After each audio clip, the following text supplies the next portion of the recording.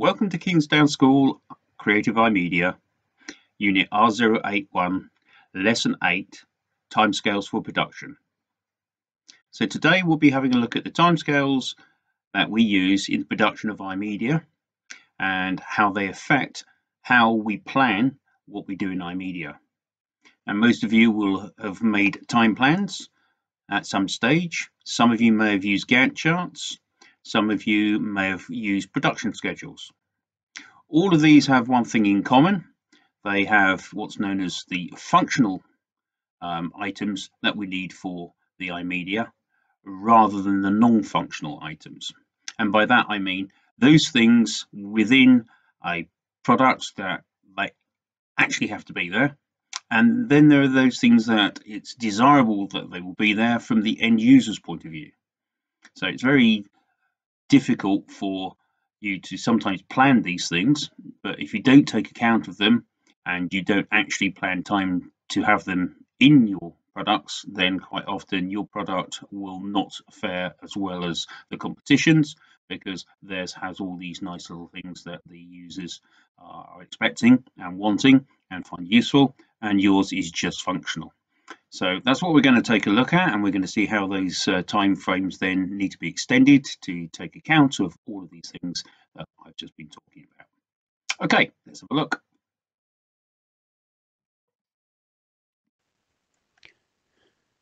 So the objective of today's lesson is to be able to understand the purpose of timescales and their importance in the production process. The success criteria that we'll be expecting is for you to be able to identify the timescales for production based on target audience and end user requirements.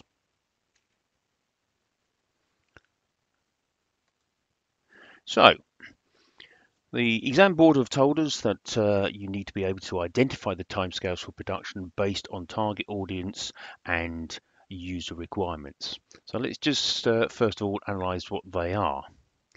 Target audience, that is the people who your final item is actually given to. They're the people who view your finished article.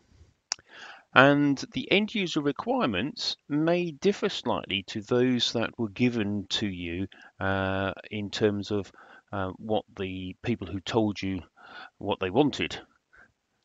So it's just getting straight in your own mind that there is going to be a slight difference. And I will hopefully illustrate that a little bit in the next few slides. So timescales in pre-production planning relate to the fine detail that we use to organize ourselves when we're planning the schedules of filming, whether that be for animations or whether that be for filming normal video clips. With each of these disciplines, there are a host of deadlines that you will have. Some of them are internal pressures, i.e.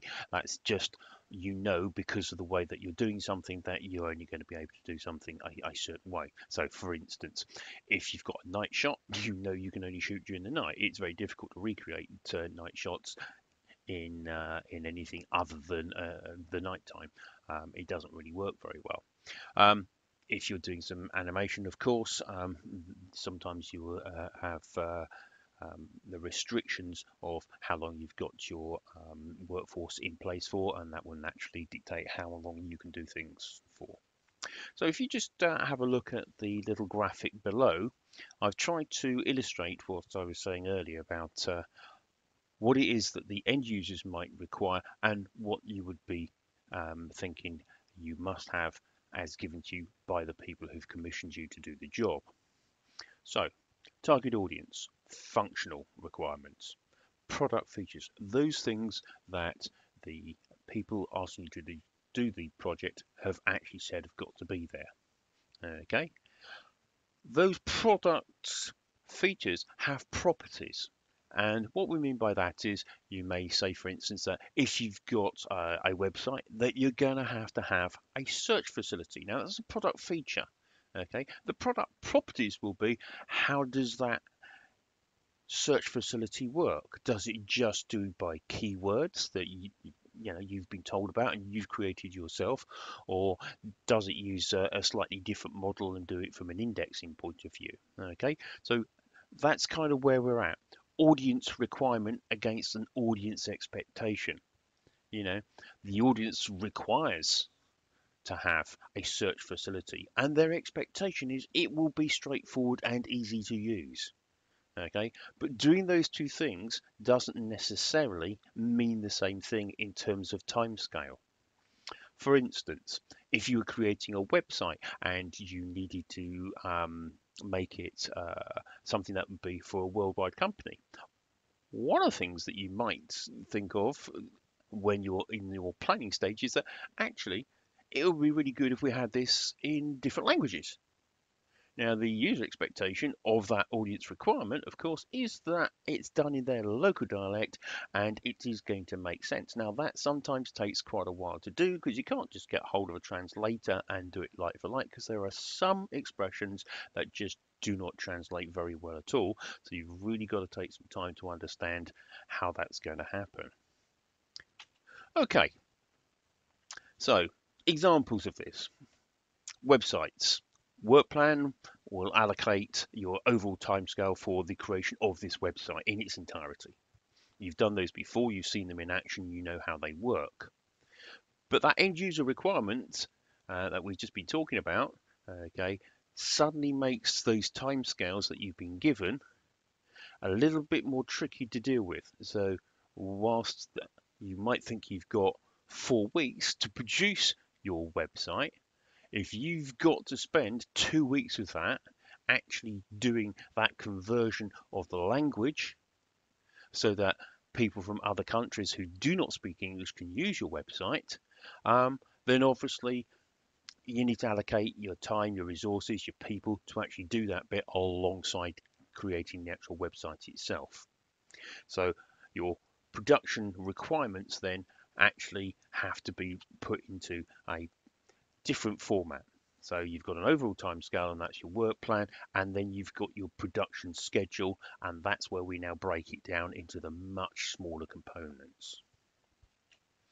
Okay, let's just have a look at those examples in a little bit more detail. Timescale on your website. In the previous example, we cited end user requirement without the necessity for taking into account the target audience. But if we look again at that viewpoint and think target audience, okay, different people, different languages, different way of life even, then you have another set of requirements that you actually have to take account of. And this is the main crux of this particular part of the unit. But you've also got things here such as age groups, cultural differences. Okay, we said about languages already, but you've got to take account of these issues. They will affect the timescales for your production. You're not going to get a change in the overall time. The people who are asking you to do these websites, they kind of think that that's something that you should be thinking about and something that you should do automatically, and they may not have necessarily thought about that in any great detail. They'll just tell you at the start of the project, we need this to be a website that can be visited worldwide, and they'll just assume that it's really easy for us web developers to, quickly translate that into different languages. So there won't be any extra time for it, but we've got to make sure that we allocate the time within our schedules.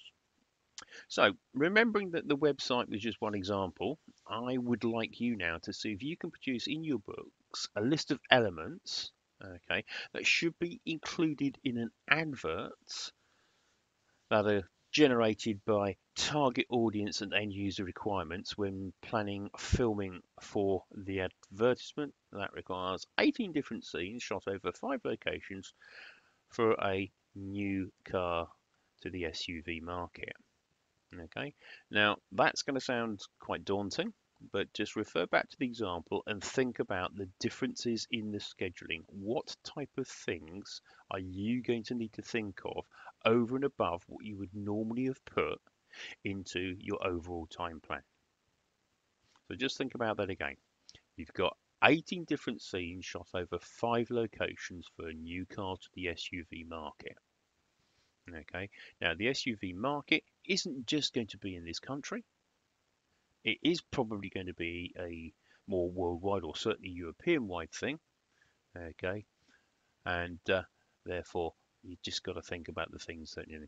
I've given you a link here, so you can use that link to go to the BBC Bite Size. It gives you a little bit more of an understanding about who the audiences and the end users actually are and how you discriminate between the two of them.